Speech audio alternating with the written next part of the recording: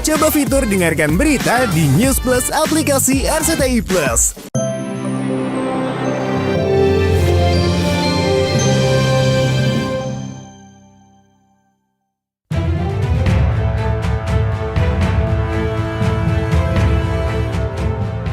Pemirsa, seperti sudah diduga setelah ditolak JPU, eksepsi Amar Zoni juga ditolak oleh Majelis Hakim Pengadilan Negeri Jakarta Pusat.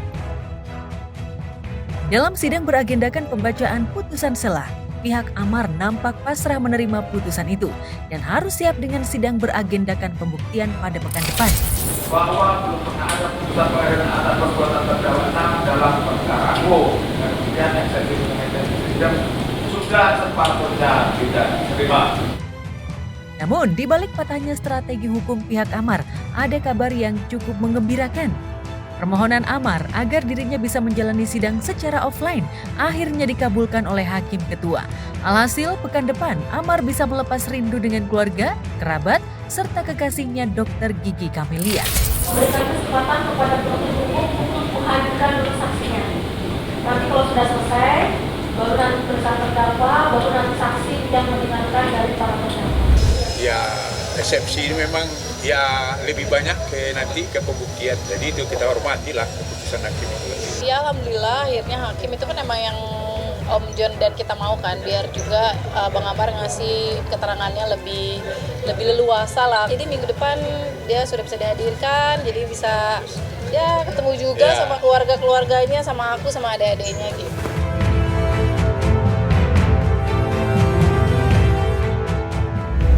Kita tentunya pasti melaksanakan penetapan hakim karena itu kewajiban dari hukum ya. Karena status tahanannya berada di Nusa Kambangan dan yang berwenang itu adalah pihak Dirjen Pemasyarakatan. Karena statusnya kan narapidana, bukan tahanan. Jadi tentunya kita harus berkoordinasi dulu dengan pihak Dirjen Pemasyarakatan.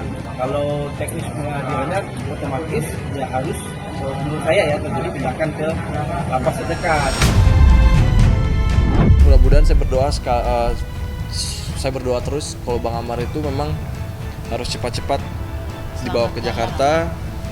Saya tahu mentalnya seperti apa di sana. Saya nggak bisa ngebayangin ngomong sama tembok yang tadi Mbak bilang itu kan, kayak kena matahari, sinar matahari aja kan kagak gitu kan.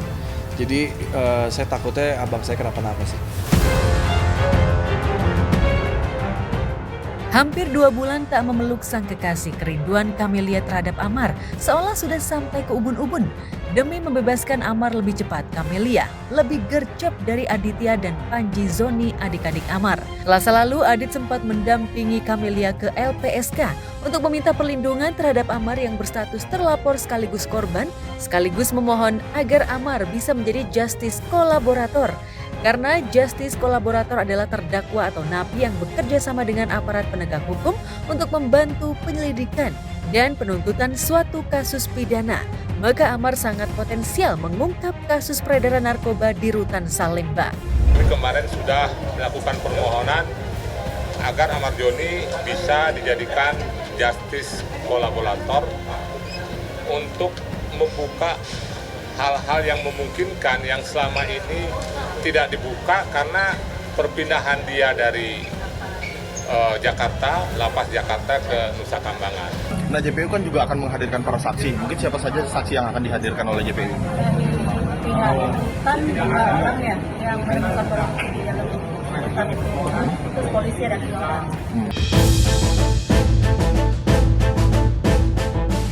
Dengan bantuan pihak Ganas atau Gerakan Anti Narkoba Nasional, Camelia dan keluarga Amar berharap pihak LPSK mau menjadikan Amar sebagai justice kolaborator. Putusan Amar menjadi justice kolaborator diharapkan sudah turun sebelum sidang lanjutan pekan depan.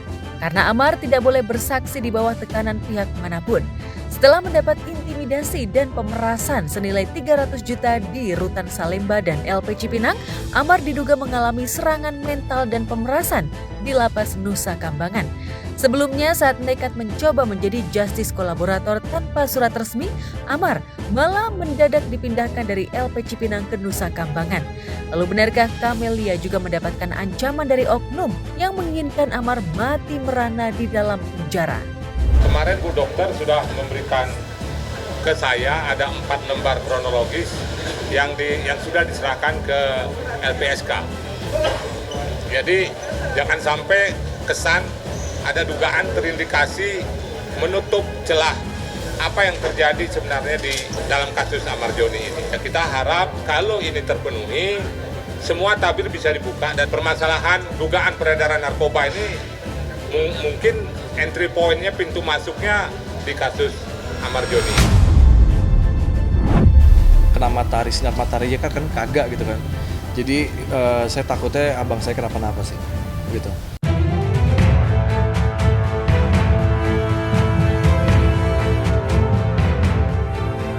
Ya, sejak Agustus 2025, Camelia menjadi pembakar semangat hidup Amar.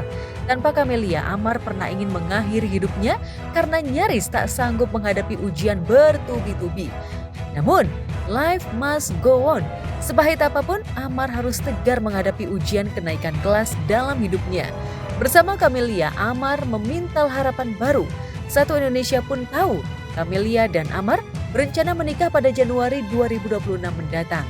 Mereka pun siap mengundang Iris Bella, mantan istri Amar yang kini sudah bahagia bersama Haldi Sabri, suami barunya. Insya Allah, insya Allah. Dia sedang ambil mobil? Udah. Sehat, alhamdulillah. Banyak, alhamdulillah. Insya Allah. Oh nikah lah nanti. Kayak Nanti insya Allah. cintaku mau dibawa kemana gitu dok. Kan udah dibilang selesai dulu di persidangan, selesai Januari. dulu persidangan ini selesai. Udah kedenger Januari kak? Kayak Nanti insya Allah.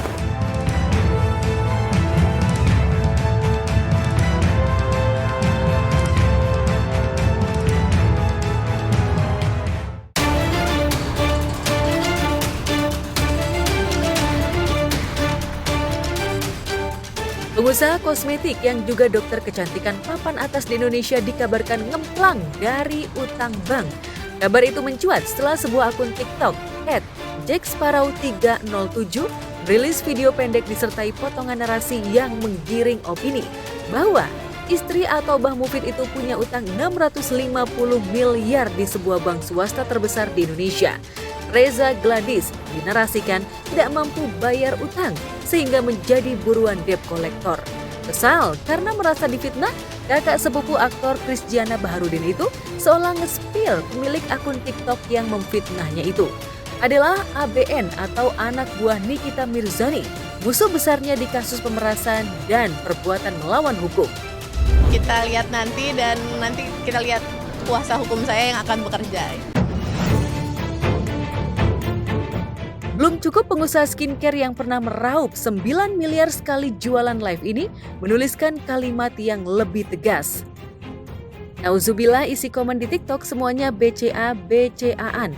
Nggak tanggung-tanggung kalau bikin hoax. Cuma tulisan nggak ada bukti, gampang banget percaya.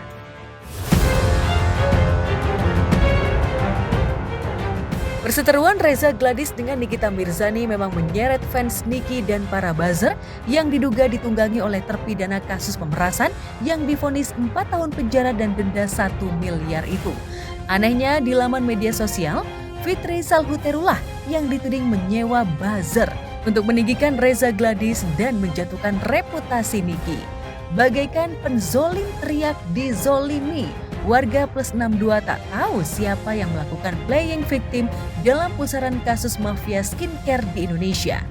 Semua info yang negatif penggiringan opini seperti apa, kita fokus aja, pokoknya kita fokus kepada seluruh customer kita memberikan yang terbaik itu aja. Dan biarkan masyarakat yang menilai, waktu yang akan menjawab. Udah itu aja.